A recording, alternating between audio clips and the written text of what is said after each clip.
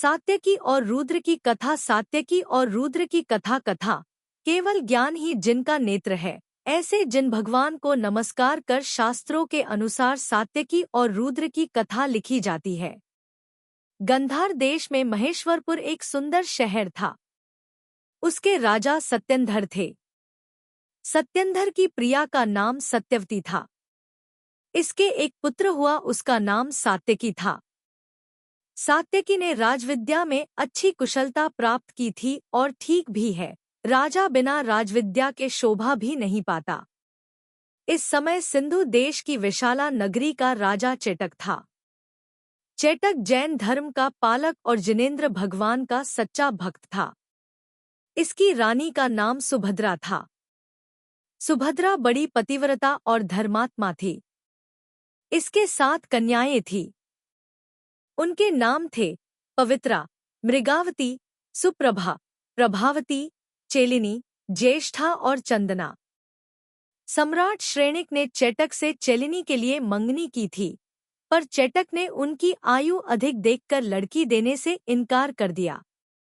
इससे श्रेणिक को बहुत बुरा लगा। अपने पिता के दुख का कारण जानकर अभय कुमार उनका एक बहुत ही बढ़िया चित्र बनवाकर विशाला में पहुंचा। उसने वह चित्र चेलिनी को बतलाकर उसे श्रेणिक पर मुग्ध कर लिया। पर चेलिनी के पिता को उसका ब्याह श्रेणिक से करना सम्मत नहीं था। इसलिए अभय कुमार ने गुप्त मार्ग से चेलिनी को ले जाने का विचार किया। जब चेलिनी उसके साथ जाने को तैयार हुई तब ज्येष्ठा ने उससे अपने को भी ले चलने के लिए कहा। चेलिनी सहमत तो हो गई। उसका ले चलना इष्ट नहीं था। इसलिए जब ये दोनों बहनें थोड़ी दूर गई होंगी कि धूर्ता चेलिनी ने ज्येष्ठा से कहा, बहन, मैं अपने आभूषण तो सब महल ही में भूल आई हूँ। तू जाकर उन्हें ले आना, मैं तब तक यहीं खड़ी हूँ। बेचारी भोली ज्येष्ठा उसके झांसे में आकर चली गई। यह थोड़ी दूर ही पहुंची होगी कि इसने इधर आगे का रास्ता पकड़ा और जब तक ज्येष्ठा संकेत स्थान पर आती है तब तक यह बहुत दूर आगे बढ़ आई। अपनी बहन की इस कुटिलता या धोखेबाजी से ज्येष्ठा को बेहद दुख हुआ और इसी दुख के मारे वह यशस्वती आर्यिका के पास दीक्षा ले गई। ज्येष्ठा की सगाई सत्येंद्र के पुत्र सात्यकी से हो चुकी थी, पर जब सात्यकी ने उसका दीक्षा ले लेना सुना तो वह भी विरक्त होकर समाधि गुप्त मुनि द्वारा दीक्षा लेकर मुनि बन गया। एक दिन यशस्वती, ज्येष्ठा आदि आर्यिकाएं श्री वर्धमान भगवान की वंदना करने को चलीं। वे सब एक वन में पहुंची होंगी कि पानी बरसने लगा और खूब बरसा। इससे इस आर्यिका संघ को बड़ा कष्ट हुआ। कोई किधर और कोई किधर, इस तरह उनका सब संग तितिर-बितर हो गया। ज्येष्ठा एक कालगुहा नाम की गुहा में पहुंची। वह उसे एकांत समझकर शरीर से भीगे वस्त्रों को उतारकर उन्हें निचोड़ने लगी। भाग्य से सात्यकी मुनि भी इसी गुहा में ध्यान कर रहे थे, सो उन्होंने ज्येष्ठा आर्यिका का खुला शरीर देख लिया।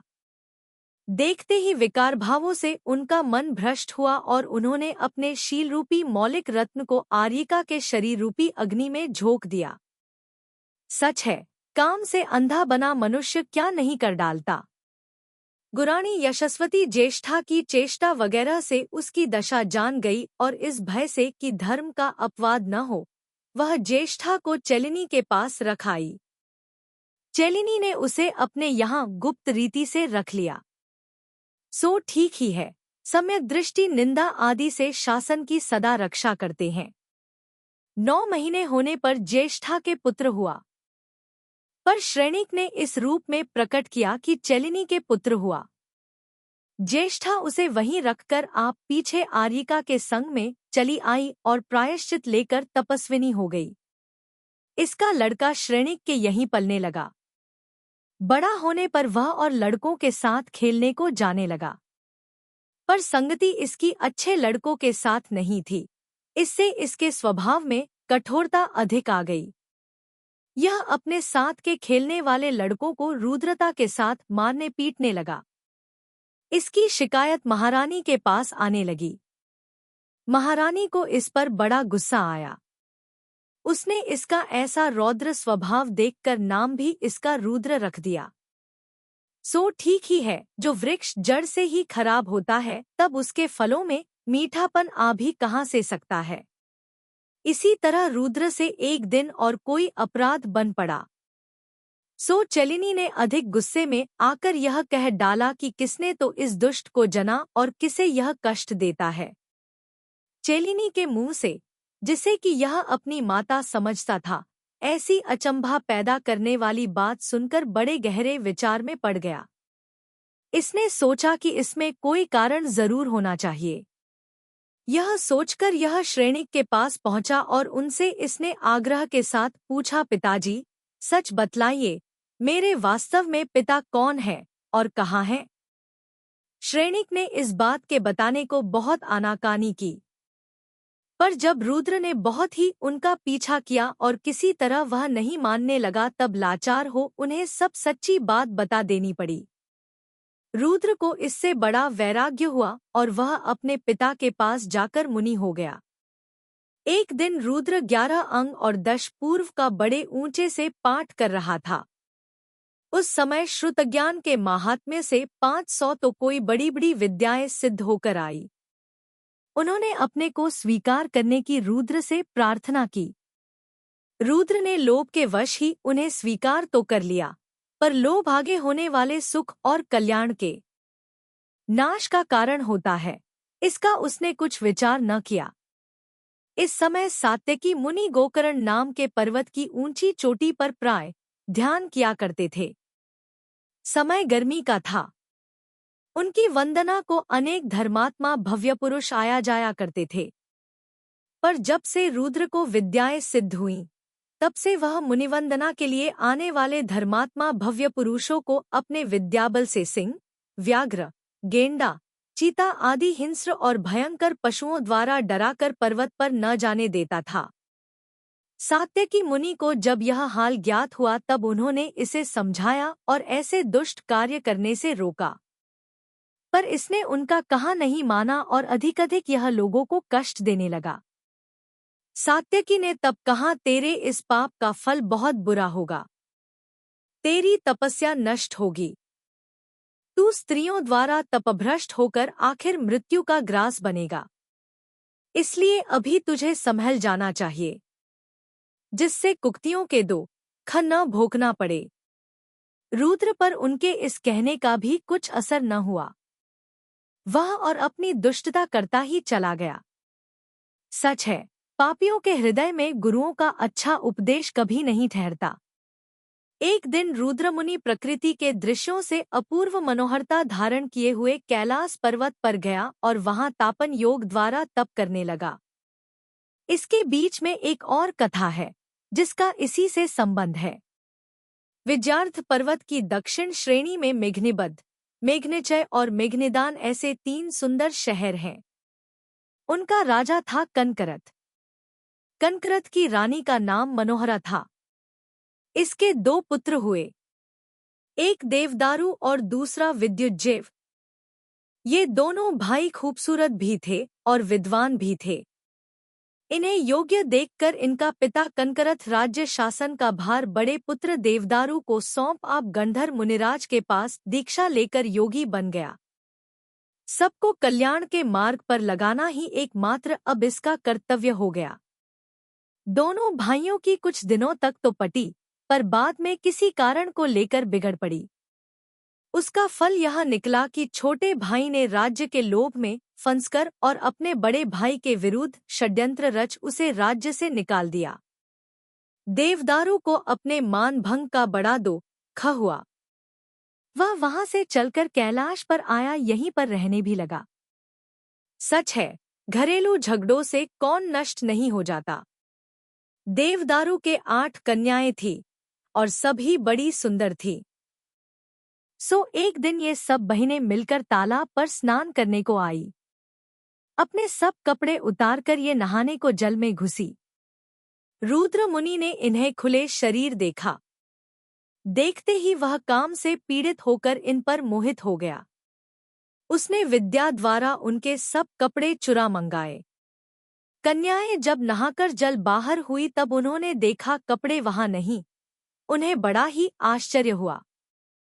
वे खड़ी खड़ी बेचारी लज्जा के मारे सिकुड़ने लगी और व्याकुल भी वे अत्यंत हुई। इतने में उनकी नजर रुद्रमुनि पर पड़ी। उन्होंने मुनि के पास जाकर बड़े संकोच के साथ पूछा, प्रभो, हमारे वस्त्रों को यहाँ से कौन ले गया? कृपा कर हमें बतलाइए। सच है, पाप के उदय से आपत्तियां पड़ने पर लज्जा संकोच सब जाता रहता है। पापी रुद्र मुनि ने निर्लज्ज होकर उन कन्याओं से कहा, हाँ, मैं तुम्हारे वस्त्र वगैरह सब बता सकता हूँ, पर इस शर्त पर कि यदि तुम मुझे चाहने लगो। कन्याओं ने तब कहा, हम अभी अबोध ठहरी, इसलिए हमें इस बात पर विचार करने का कोई अधिकार नहीं। हमारे पिताजी यदि इस बात को स्वीकार कर लें तो फिर हमें कोई उज़र नहीं रहेगा। कुल बालिकाओं का यह उत्तर देना उचित ही था। उनका उत्तर सुनकर मुनि ने उन्हें उनके वस्त्र वगैरह दे दिए। उन बालिकाओं ने घर पर आकर यह सब घटना अपने पिता से कह सुनाई। देवदारू ने तब अपने एक विश्वस्त कर्मचारी को मुनि के पास कुछ बातें समझाकर भेजा। उसने जाकर देवदारू की ओर से कहा, आपकी इच्छा देवदारू महाराज को जान पड़ी। उसके उत्तर में उन्होंने यह कहा कि हाँ, मैं अपनी लड़कियों को आपको अर्पण कर सकता हूँ, पर इस शर्त पर कि आप विद्युज्जीव को मारकर मेरा राज्य पीछा मुझे दिलवा दें। रुद्र ने यह स्वीकार किया। सच है, कामी पुरुष कौन पाप नहीं करता। रुद्र को अपनी इच्छा के अनुकूल देख देवदारू उसे अपने घर पर लिवा लाया। और बहुत ठीक है, राज्यभ्रष्ट राजा राज्य प्राप्ति के लिए क्या काम नहीं करता। इसके बाद रुद्र विद्यार्थ पर्वत पर गया और विद्याओं की सहायता से उसने विद्युज्जीव को मारकर उसी समय देवदारू को राज्य सिंहासन पर बैठा दिया। राज्य प्राप्ति के बाद ही देवदारू ने भी अपनी प्रतिज्ञा पूरी की। अपनी सब लड़कियों का ब्याह आनंदोत्सव के साथ उसने रुद्र से कर दिया। इसके सिवा उसने और भी बहुत सी कन्याओं को उसके साथ ब्याह दिया। रुद्र तब बहुत ही कामी हो गया। उसके इस प्रकार तीव्र काम सेवन का नतीजा यह हुआ कि सैकड़ों बेचारी राजबालिकाएं अकाल ही में मर गई। पर पापी तब भी संतुष्ट नहीं हुआ। इसने अब की बार पार्वती के साथ ब्याह किया। उसके द्वारा इसकी कुछ तृप्ति जरूर हुई। कामी होने के सिवा इसे अपनी विद्याओं का भी बड़ा घमंड हो गया था। इसने सब राजाओं को विद्या बल से बड़ा कष्ट दे रखा था। बिना ही कारण यह सबको तंग किया करता था। और सच भी है, दुष्ट से किसे शांति मिल सकती है। इसके द्वारा बहुत तंग आकर पार्वती के पिता तथा और भी बहुत से राजाओं ने मिलकर इसे मार डालने का विचार किया। पर इसके पास था विद्याओं का बल, सो उसके सामने होने को किसी की हिम्मत न पड़ती, और पड़ती भी तो वे कुछ कर नहीं सकते थे। तब उन्होंने इस बात का शोध लगाया कि विद्याएं इससे किस समय अलग रहती है। इस उपाय से उन्हें सफलता प्राप्त हुई। उन्हें यह ज्ञात हो गया कि काम सेवन के समय सब विद्याएं रुद्र से पृथक हो जाती है। सो मौका देखकर पार्वती के पिता वगैरह ने खड्ग द्वारा रुद्र को सस्त्रीक मार डाला। सच है, पापियों के मित्र भी शत्रु हो जाया करते हैं। विद्याएं अपने स्वामी की मृत्यु देखकर बड़ी दुखी हुईं और साथ ही उन्हें क्रोध भी अत्यंत आया। उन्होंने तब प्रजा को दुख देना शुरू किया और अनेक प्रकार की बीमारियां प्रजा में फैला दी। उससे बेचारी गरीब प्रजा त्राह त्राह कर उठी। इसी समय एक ज्ञानी मुनि इस ओर आ निकले। प्रजा के कुछ लोगों ने जाकर मुनि से इस उपद्रव का कारण और उपाय पूछा। मुनि ने सब कथा कहकर कहा, जिस अवस्था में रुद्र मारा गया है उसकी एक बार स्थापना करके उससे क्षमा कराओ। वैसा ही किया गया। प्रजा का उपद्रव शांत हुआ, पर तब भी लोगों की मूर्खता देखो, जो एक बार कोई काम किसी कारण को लेकर किया गया सो उसे अब तक भी गडरिया प्रवाह की तरह करते चले आते हैं और देवता के रूप में उसकी सेवा पूजा करते हैं। पर यह ठीक नहीं। सच्चा देव वही हो सकता है जिसमें राग द्वेष नहीं, जो सबका जानने और देखने वाला है और जिसे स्वर्ग के देव, चक्रवर्ती, विद्याधर, राजा, महाराजा आदि सभी बड़े बड़े लोग मस्तक झुकाते हैं, और ऐसे देव एक अरहंत भगवान ही हैं। वे जिन भगवान मुझे शांति दे, जो अनंत उत्तमोत्तम गुणों के धारक हैं, सब सुखों के देने वाले हैं, दुख शोक संताप के नाश करने वाले हैं, केवल ज्ञान के रूप में जो संसार का आताप हर कर उसे शीतलता देने वाले चंद्रमा है, और तीनों लोकों के स्वामियों द्वारा जो भक्तिपूर्वक पूजे जाते हैं।